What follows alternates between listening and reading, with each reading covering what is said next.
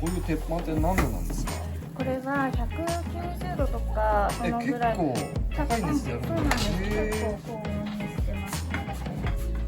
低温で焼くところもあったりもするんですけど、低温で焼くとちょっと硬くなっちゃいます。ああ、そうなんだ。一気に焼いて一気に取った方が中がふっくらするんで。モイストっていうか水分飛ばずに。はい。ああ、なるほど。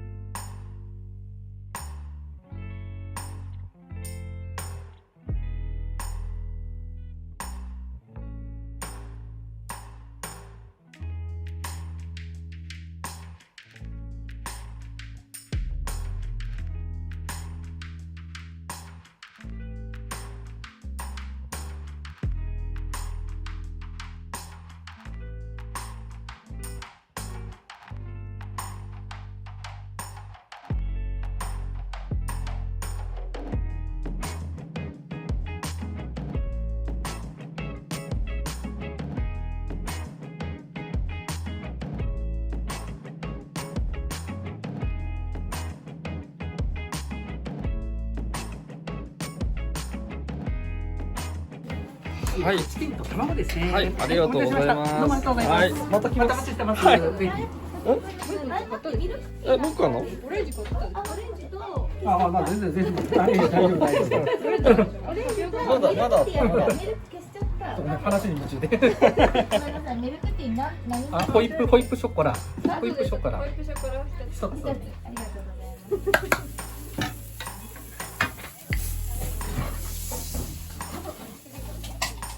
俺も忘れてたの。